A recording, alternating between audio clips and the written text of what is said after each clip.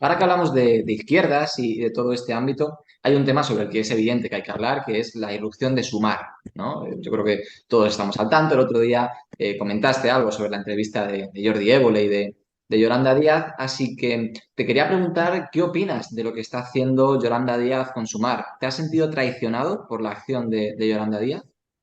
Mira, en el horizonte de España está el peligro de que gobierne la derecha con la extrema derecha.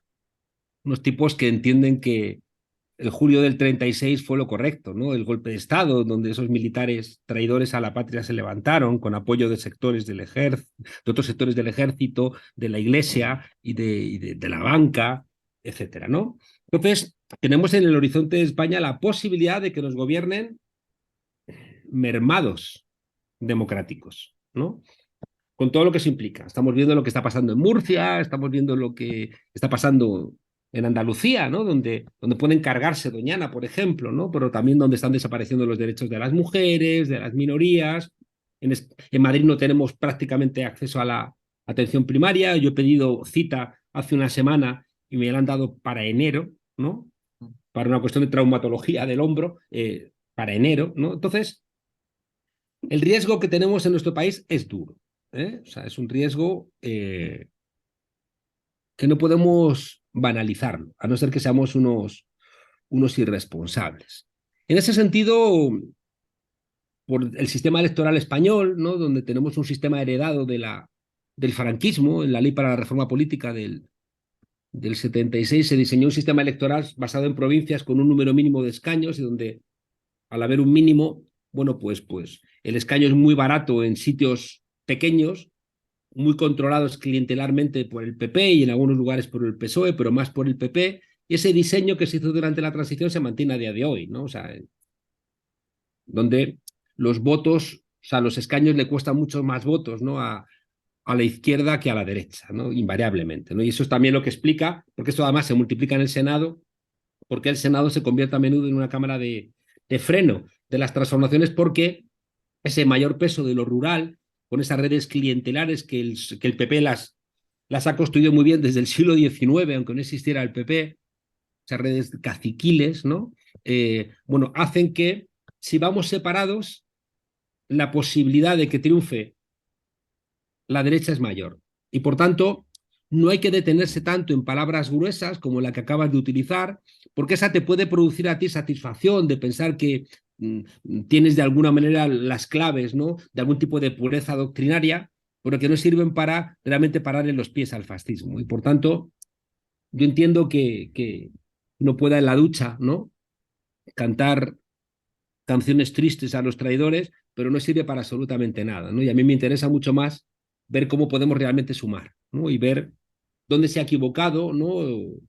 El equipo de Yolanda Díaz para generar un distanciamiento que no es positivo, ¿no? Y por tanto, mi gran interés es cómo lograr que Yolanda Díaz y su equipo entienden, más allá, por ejemplo, de la información que ha salido del CIS, dándole un 10% a Sumar y un 6% a Podemos, más allá de cómo hace Tezanos las cosas, ¿no? Que leer el CIS es como leer un horóscopo, ¿no? Donde te pueden interesar los arquetipos, pero sabes que son mentiras, ¿no? Sí que me interesa que Podemos no deja de ser, ya digo, incluso en esa encuesta, con todos sus problemas, el 6%, y por tanto es el elemento central de las fuerzas de esa izquierda no bipartidista, ¿no?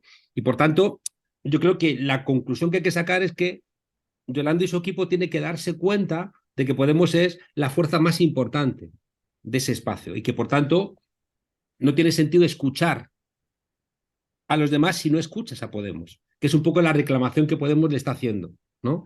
Escucha. Entonces, yo mi recomendación a Yolanda es que escuche a Yone Belarra, que es la secretaria general de ese espacio, que se olvide de Pablo Iglesias, ¿no? Que se olvide, ¿no? Que lo saque de su radar, porque Pablo Iglesias es ahora mismo un comunicador, no tiene responsabilidades en Podemos, y que entienda que la demanda de toda la ciudadanía progresista es haced todo lo que podáis para que no venga a la derecha y la extrema derecha.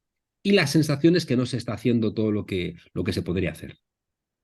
Ahora que hablabas de lo de Pablo Iglesias, imagino que verías en el programa de Évole cómo Yolanda Díaz trataba a Pablo Iglesias y a Sánchez como personas con comportamientos machistas. ¿Crees que esto es cierto?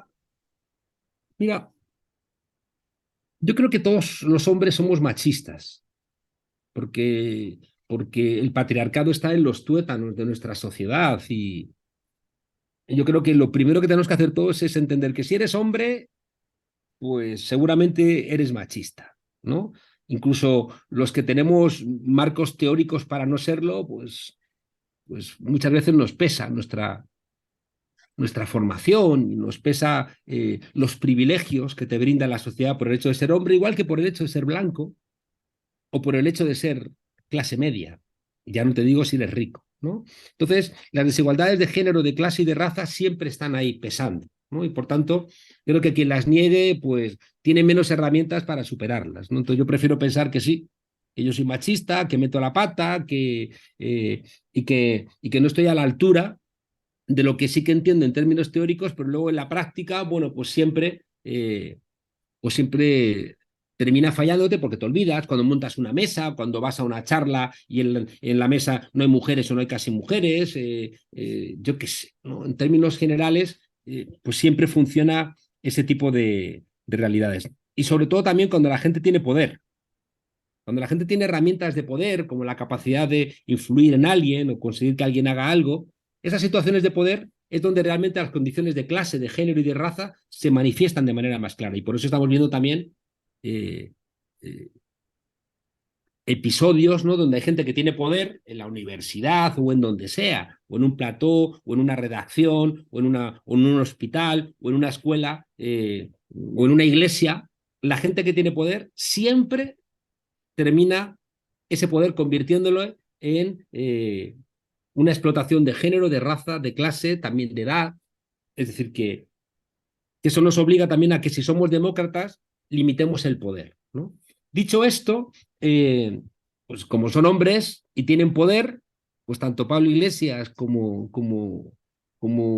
Pedro Sánchez, pues seguramente tienen comportamientos que no son los que en marcos teóricos nos gustarían en términos de género, de raza y de clase, ¿no? Ahora bien, la afirmación, ¿no?, de Yolanda Díaz de que la izquierda es lo peor, que la izquierda es la más machista, pues hombre, me parece que es exagerado, ¿no? E injusto. O sea, que si tú afirmas que le queda mucho trabajo por hacer a la izquierda en términos de feminismo, te diría muchísimo, ¿no? ¿Es la izquierda más machista que la derecha? Pues me temo que no. Me temo que no, sobre todo porque en el momento en que tú habitas en la izquierda, tienes la sensibilidad frente a las desigualdades y aunque te cueste más, lo tienes en el marco teórico, lo tienes en los programas electorales, lo tienes en la asunción de listas cremallera, lo tienes en la necesidad de saber que tienes que respetar, ¿no?, a las compañeras, es decir, vas también educando más, ¿no?, este tipo de cuestiones, cosa que la derecha no están, no existe, ¿no? Entonces, creo que es un poco exagerado, ¿no? Para plantear que tú eres mejor, tengas que, como las palomas que levantan el vuelo, que tengan que cagar a los que están abajo, ¿no? Entonces es innecesario.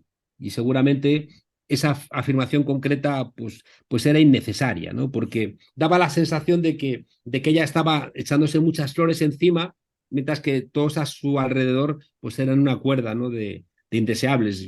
Y eso, pues tampoco es algo que ayude, ¿no?, a construir un marco unitario que es el que necesitamos.